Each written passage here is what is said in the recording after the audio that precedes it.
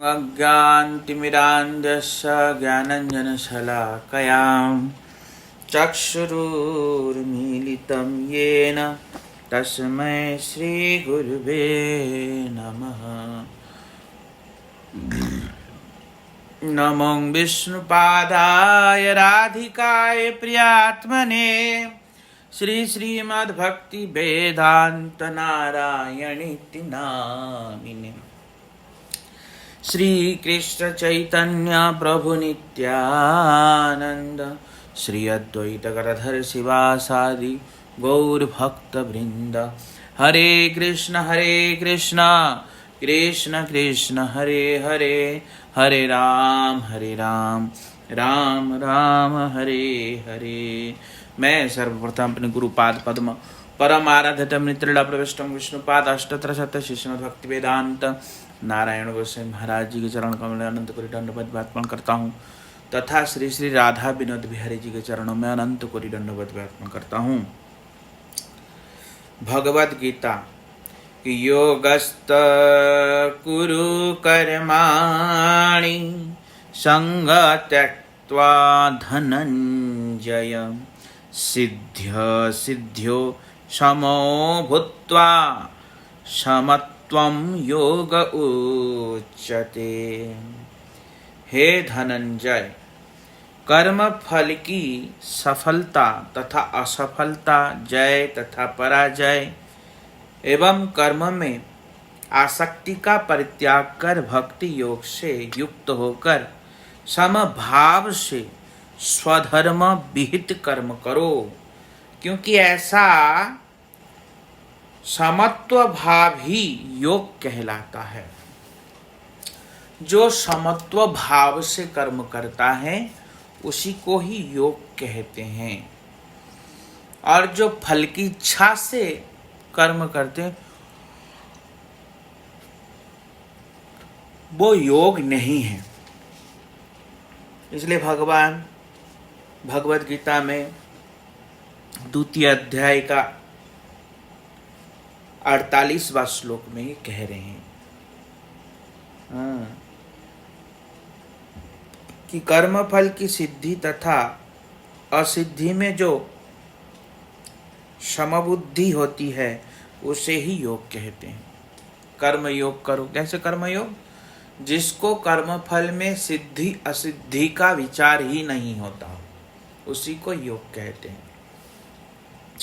यहाँ पे कह रहे हैं कि दूरेण ह्यवरं कर्म बुद्धि योगात् धनंजय बुद्धौ शरणान् बिच्छ कृपणः फलहेतवः। क्या कह रहे हैं धनंजय? क्योंकि काम्य कर्म भगवत अर्पित निष्काम कर्म योग से अत्यंत ही निकृष्ट है। अतः तुम निष्काम कर्म योग का आश्रय ग्रहण करो। फल की भावना वाले कृपण होते हैं। निष्काम कर्म योग करना चाहिए। कैसे कर्म करना चाहिए? निष्काम। क्योंकि फल की आशा करने वाले व्यक्ति कृपण होते हैं। क्या होते हैं? कृपण किसको कहते? कंजूस को। जो लोग निष्काम कर्म योग का परित्याग या तात्पर्य नहीं समझ पाते हैं तथा कर्म फल में आसक्त रहने के कारण सभी या कभी सुखी और कभी दुखी होते हैं, वे कृपण होते हैं। वे कौन होते हैं? कृपण होते हैं। जो कर्मफल की बहुत इच्छा करते हैं वही लोग कृपण होते हैं। तो इसलिए कृपण किसे कहते? जो अपने शरीर में आसक्त होते उसको कृपण कहते हैं, क्योंकि वो भगवान की सेवा नहीं करता। भगवान की सेवा करने के लिए उसको वो हाथ को खींचता है, तो इसलिए वो कृपण है। क्यों? क्योंकि वो आत्म तत्व को नहीं जानने की चेष्टा करता है या जानता नहीं है। तो इसलिए कह रहे हैं कृपण कौन है? जो अपने आत्म तत्व को जानने की चेष्टा नहीं करता या जो अपने आत्म तत्व को नहीं जानता, वह व्यक्ति कृपण है। इसलिए कह रहे हैं भगवान, क्या कह रहे हैं कि बुद्धि युक्तो अजातिह उभे सुकृत दुष्कृते तस्मात् योगाय युज्यस्व योग कर्मसु कौशलम। क्या कह रहे हैं? बुद्धि योग से युक्त व्यक्ति इस जन्म में ही सुकृत और दुष्कृत दोनों का परित्याग करते हैं। अतः तुम निष्काम कर्म योग के लिए चेष्टा करो। समभाव के साथ बुद्धि योग के आश्रय में कर्म करना ही कर्मयोग कौशल है। कर्मयोग कौशल किसको कहते हैं? जो समभाव से कर्म करता है। उसको सुख हो तो भी दिक्कत नहीं, दुख हो तो भी दिक्कत नहीं, सब कुछ को सहन करके जो कर्म करते हैं उसको कर्मयोग कौशल कहते हैं, या कर्मयोग कर रहा है ये कहते हैं। तो इसलिए कैसा कर्म करना चाहिए? बुद्धि योग से युक्त व्यक्ति इसी जन्म में ही अपना उद्धार करने की चेष्टा करता है। जो व्यक्ति बुद्धिमान है वो ऐसा करता है। अब क्या कह रहे हैं? कर्मजं बुद्धि युक्ता ही फलम त्यक्त्वा मनीषिणिः जन्म बंध विनिर्मुक्तः पदं गच्छन्त्य नाम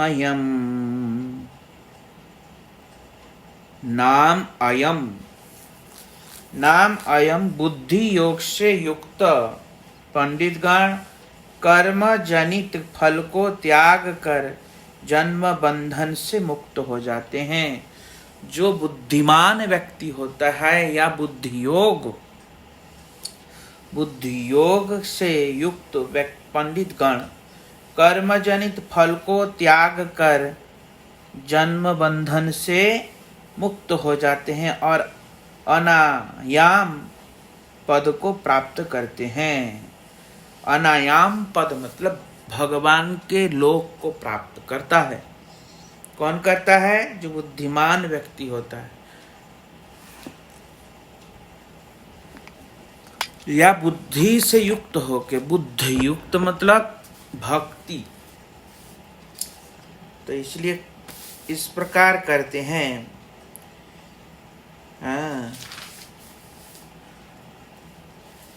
जब तुम्हारी बुद्धि मोहरूप सघन वन को पार कर जाएगी तब तुम सुनने योग्य और सुनने योग्य विषयों के प्रति वैराग्य उत्पन्न करोगे।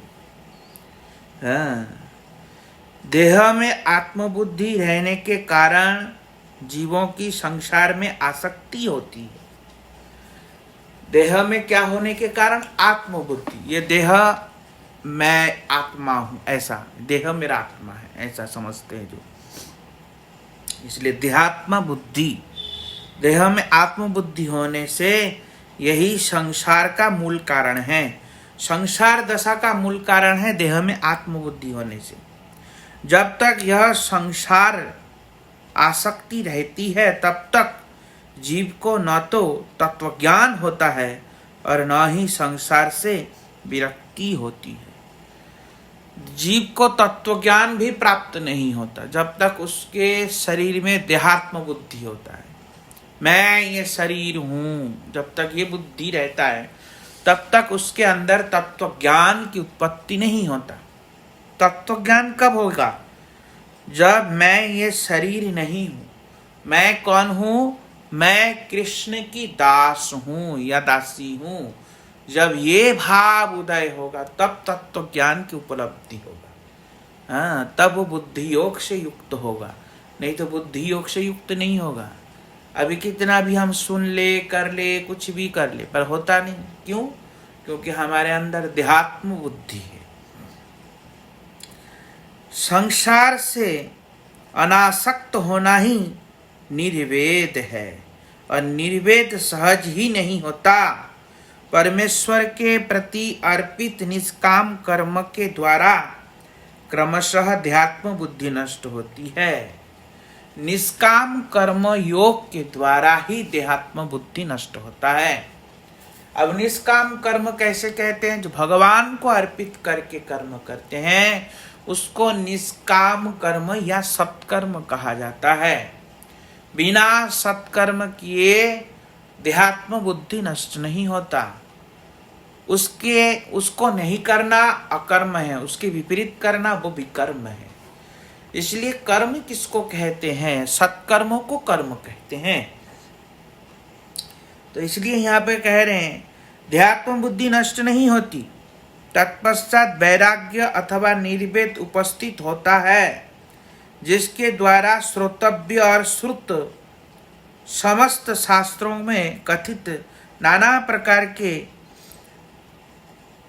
कामनामूलक अनुष्ठानों का परित्याग कर लोग एकांतिक भजन में प्रवृत्त होते हैं। श्रुतियों में भी यही उपदेश पाए जाते हैं। श्रुतियों में भी यही कहा गया है। क्या कहा? परीक्ष्य लोकान कर्म चितानान ब्राह्मणो निर्वेद मायात। ब्राह्मणो निर्वेद मायात अर्थात कर्म के द्वारा उपार्जित ऐतिक और पार्थिक सुखों को अनित्य और दुखप्रद जानकर तत्ववेत्ता ब्राह्मण निर्वेद को प्राप्त होते हैं। तत्ववेत्ता ब्राह्मण निर्वेद को प्राप्त होते हैं। दुख और सुख दोनों को ही अनित्य समझेंगे, दुख कर जानेंगे। दुख भी दुख तो है ही है, और सांसारिक जो सुख है वो भी दुख है, वो भी सुख नहीं। उनको अनित्य समझेंगे। हाँ, ऐसा समझ के जब उसको छोड़ देता है तो उसको निर्वेद कहा। क्या कहा? उसको निर्वेद। तब उसके अंदर वैराग्य उत्पन्न होता है। इसलिए उरुक्रम विवेकी पुरुष सभी वस्तुओं को आदि अंत विशिष्ट जानकर वेदाध्ययन आदि कार्यों से विरत होकर एकमात्र भगवान का भजन करते हैं। जो भगवान उरुक्रम के भजन करने वाले व्यक्ति है या भगवान श्री कृष्ण की आराधना करने वाले व्यक्ति है, वो सांसारिक प्रत्येक वस्तु को नश्वर जान के वेदादि में जो उपदेश दिया गया है कि कर्म ऐसा करना चाहिए, ऐसा करना चाहिए, ये सब का त्याग करके वो क्या करेगा? भगवान उरुक्रम श्री कृष्ण की आराधना करेगा एकांतिक भाव से। ऐसे कह रहे, एकांतिक भाव से भजन करेंगे। हाँ, इसलिए जब तुम्हारी बुद्धि नाना प्रकार के लौकिक और वैदिक अर्थों को सुनने से विरक्त हो जाएगी एवं अन्य आसक्ति से रहित होकर परमेश्वर में स्थिर हो जाएगी, तब तुम योग फल लाभ करोगे। वास्तविक योगी कब होगा? हाँ, जब तुम्हारी बुद्धि नाना प्रकार के लौकिक वैदिक अर्थों को सुनने से विरक्त हो जाएगी।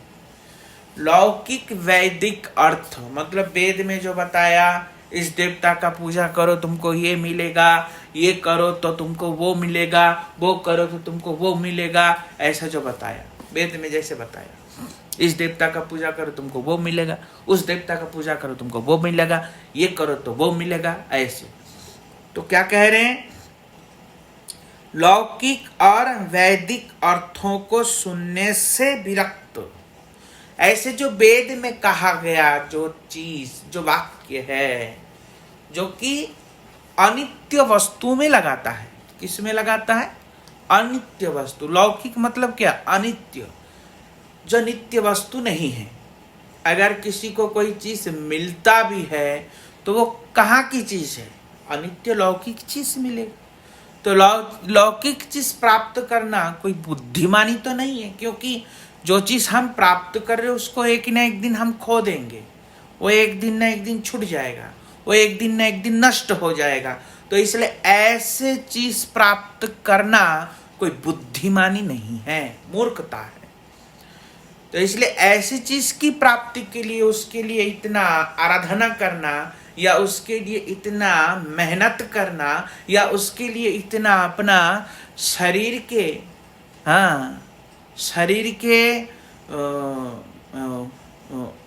शरीर के कसरत करना, तो ये ठीक नहीं है, ये बुद्धिमानी नहीं।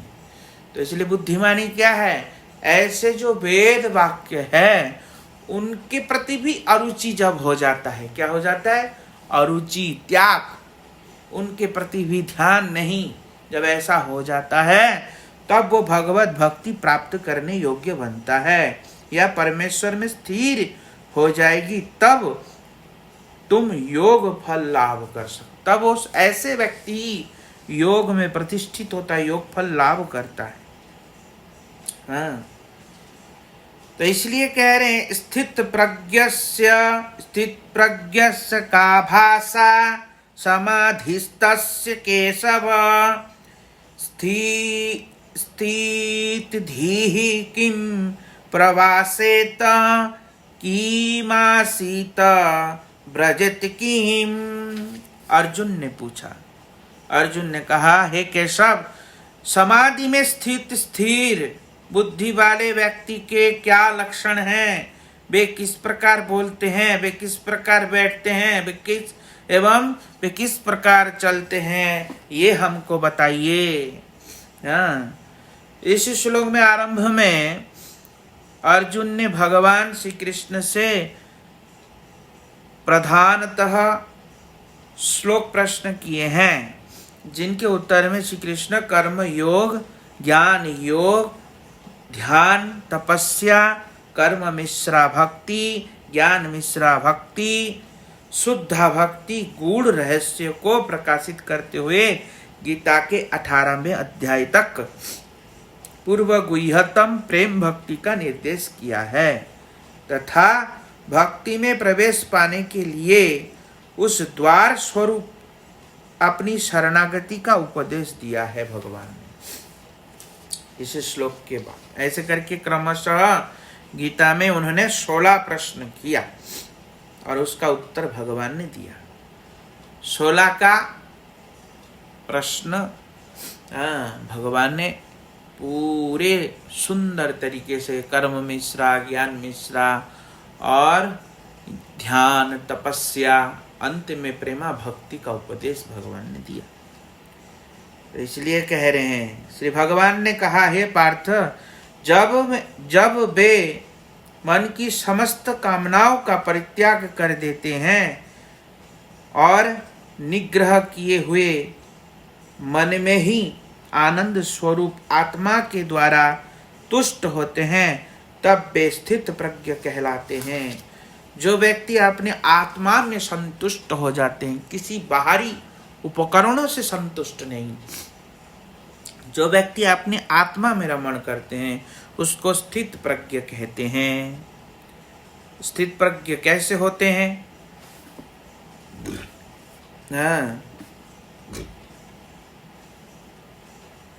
क्या कह रहे हैं? आत्मन्येव च संतुष्टः, अनुशीलन करना चाहिए। भक्त प्रवर प्रहलाद महाराज जी ने भी ऐसा कहा। पुंडरीकाक्ष, मनुष्य जब अपने हृदय स्थित कामनाओं का परित्याग कर देता है, तब वह आपके समान ही ऐश्वर्य प्राप्त करने में समर्थ होता है। भगवान भी आप्तराम आप्तकाम है, उसी प्रकार उनके अंश जीव भी आप्तराम आप्तकाम हो सकता है। कब? जब संसार की सभी उपकरण वस्तुओं का त्याग करता है, तब उसको संसार की किसी भी उपाधि, किसी भी चीज से सुख या शांति नहीं मिलती। तब वो क्या करता है? अपने आत्मा में रमण करता है, आत्मा में विहार करता है। ऐसा हो जाता है। तो इसलिए कह रहे हैं ऐसे व्यक्ति को स्थित प्रज्ञ कहते हैं, जो आध्यात्मिक आदि तीनों तापों के उपस्थित होने पर उद्विग्न नहीं होते, सुख प्राप्त होने पर सुख से सूक्ष्म में स्पृहाहीन रहते हैं, और राग भय तथा क्रोध से रहित ऐसे मुनि स्थित प्रज्ञ कहलाते हैं। जो दुख से विचलित नहीं होता, सुख से अत्यंत प्रसन्नता आह्लादित नहीं होता, और राग द्वेष से हमेशा रहित रहते हैं, ऐसे व्यक्ति को स्थित प्रज्ञ कहा जाता है। यहाँ पे बता रहे हैं आध्यात्मिक आदि भौतिक और आदि दैविक, इन त्रिविध दुखों के उपस्थित होने पर भी जिनका चित्त उद्विग्न नहीं होता तथा सुख की स्पृहा से रहित अर्थात दुख के प्राप्त होने पर उल्लास नहीं होता, वैसे व्यक्ति को स्थित प्रज्ञ कहते हैं। अर्थात जो व्यक्ति प्रिय वस्तु को पाकर आनंदित आह्लादित नहीं होते, वे स्थित प्रज्ञ है। इसका उदाहरण श्रीमद् भागवत में जड़ भरत महाराज जी के ऊपर देखा जाता है। महाराज भरत सर्वस्व त्याग कर किसी वन में निर्जन प्रांत में भगवत आराधना कर रहे थे, और दया के कारण एक हिरण शिशु के प्रति उनका आसक्ति हुई, और आसक्ति होने पर उनका मृत्यु हो गया। फिर पुनः जन्म जब प्राप्त किया, हिरण का शरीर प्राप्त किया, पर भगवान की कृपा से उनके पिछले जन्म की स्मृति बनी रही। इसलिए सत्संग करता हिरण के रूप में भी भगवत आश्रय लेकर के भक्तों के संग करता, भक्तों के शीत प्रसाद पाता, मंदिर में रहता, आश्रम में निवास करता। फिर पुनः हिरण का जब शरीर त्याग दिया तो क्या हुआ, एक ब्राह्मण के घर में जन्म लिया। और ब्राह्मण के घर में जन्म लिया तो उनको पूर्व स्मृति रहा। उनके पिता ने वेदाध्ययन कराने के लिए बहुत प्रयास किया, परंतु जड़ की भांति रहे, कुछ अभ्यास करके दिया नहीं, मूर्ख जैसे रहे, अज्ञानी पागल के जैसे बने रहे।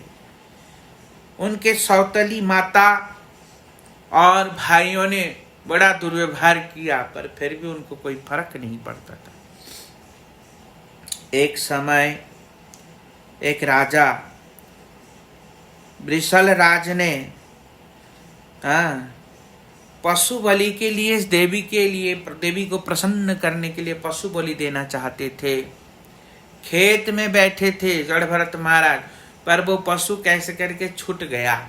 जब पशु छूट गया तो ढूंढते ढूंढते देखा बलिष्ठ हिष्ट पुष्ट व्यक्ति मिला, तो जड़ भरत महाराज जी को उठा के ले गए। जड़ भरत महाराज जी के अंदर कोई सिकंज नहीं, यज्ञ पशु जैसे बलि की प्रथा जिस प्रकार दिया जाता है ऐसे किया, तिलक चंदन किया, रोली चंदन लगाए, उसके बाद खूब सारा खिलाया पिलाया, माला पहनाया और पहना करके, और सब बात भरत महाराज जी को पता है, जड़ भरत महाराज जी को, पर फिर भी वो दुखी नहीं है।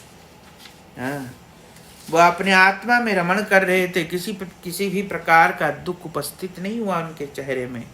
और फिर जैसे डाकू मतलब वो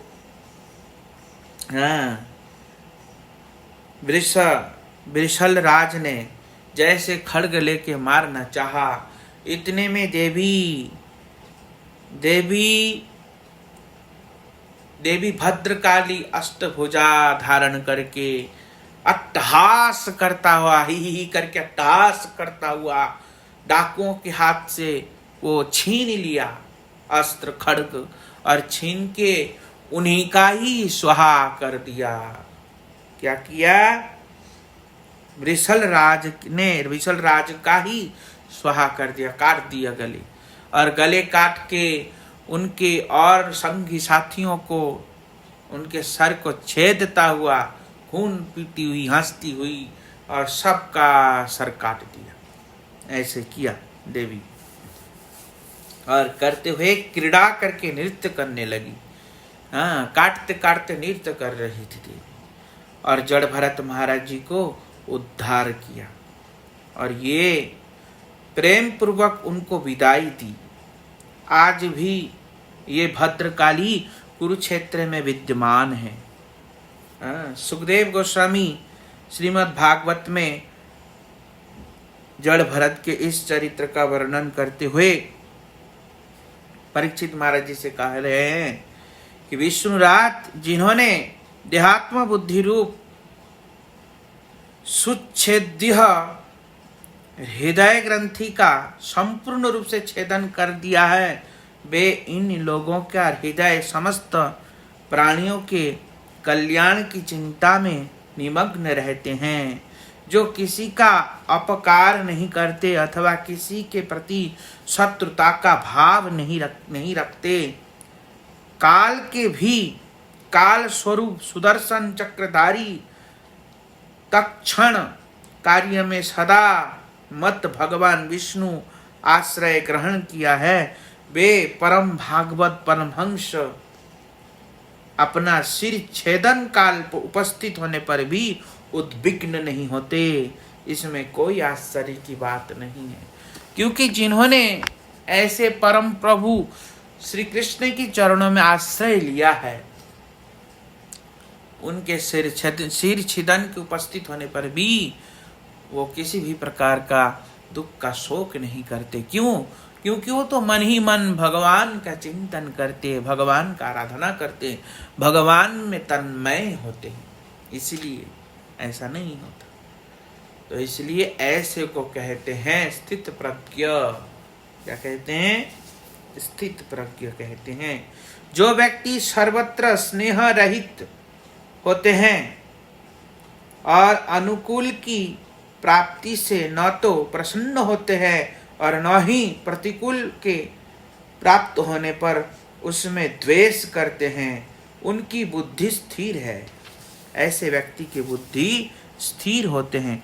स्नेह दो प्रकार का होता है, एक देह से संबंधित अर्थात सोपाधिक स्नेह, और दूसरा भगवत संबंधी अर्थात निरुपाधिक स्नेह। निरुपाधिक स्नेह आत्मबुद्धि वाले साधारण लोगों में सोपाधिक स्नेह देखा जा सकता है। स्थित प्रज्ञ व्यक्ति ध्यात्म बुद्धि से रहित होने के कारण सोपाधिक स्नेह से रहित होते हैं, किंतु प्राणी मात्र के कल्याण की भावना रखने के कारण वे निरुपाधिक स्नेह से युक्त होते हैं, किंतु उनके इस स्नेह का परिचय यदा कदा किसी विशेष समय पर पाया जाता है। वास्तव में उनके हृदय में ऐसे स्नेह की धारा सर्वदा ही प्रवाहित होती रहती है, जो साधारण लोग के लिए दुर्लक्ष्य होती है। हाँ, साधारण लोगों के अंदर वो दुर्लक्ष्य होता है, दिखाई नहीं देता। क्यों? क्योंकि साधारण लोगों के हृदय में ऐसा प्रेम नहीं होता, निरुपाधिक प्रेम नहीं होता। संत भगवान भक्त निरुपाधिक प्रेम प्रदान करते। निरुपाधिक मतलब क्या है? किसी भी उपाधि से रहित, मतलब उसको कहते हैं निस्वार्थ प्रेम। एक भाषा में क्या कहते हैं? निस्वार्थ।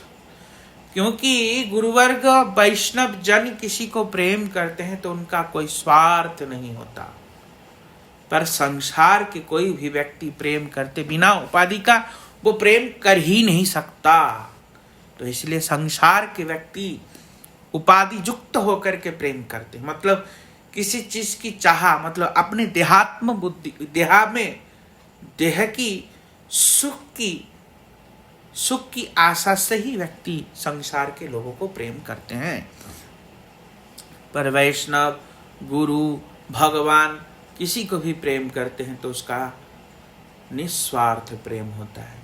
इसलिए कह रहे हैं ऐसे व्यक्ति को स्थित प्रज्ञ कहा जाता है। वाञ्छा कल्पतरुभ्यश्च कृपा सिन्धुभ्यो पतितानं पावनं वैष्णवेभ्यो नमो नमः।